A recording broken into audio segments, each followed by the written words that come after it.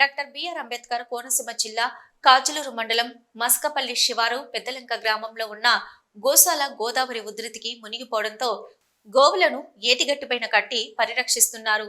గోశాల committee member సేవకుడు ఈ సందర్భంగా మాట్లాడుతూ సీతారాం బాబా గోపాల బాబాల ఆధ్యాత్మిక కేంద్రంగా సాయి మాస్టర్ ఆధ్వర్యంలో ఎంతో అపురూపంగా గోశాలను నిర్వహిస్తున్నామని, గోదావరి వరద నీటికి గోశాల మునిగిపోవడంతో ఏటుగట్టపైన కట్టి పరిరక్షిస్తున్నామని, ఈ గోశాలలో 90 ఆవు దూడలు ఉన్నాయని, వాటికి గ్రాసం ఇబ్బందిగా ఉంటుందని, గోవులను ప్రేమించే భక్తులు దాతలు ఎవరైనా ఉంటే వీటి పరిరక్షణకు దాన గడ్డి వంటివి ఏర్పాటు చేయాలని తెలియజేశారు.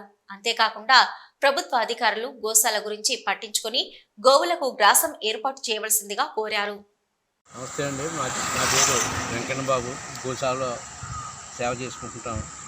ఇది కాజులూరు మండలం చెమ్మకుడి శివారు పెదలంక గ్రామంలో ఈ గోదావరి నది ఒడ్డున గోశాల ఏర్పాటు చేయడం జరిగింది. దీన్ని అవధూత యుగ శ్రీ సీతారాం బాబా గారి ఆశీస్సులతో, గోపాల బాబా ఆశీస్సులతో సాయి మాస్టర్ గారు ఆధ్వర్యంలో ఇక్కడ నిర్వహణ జరుగుతుంది.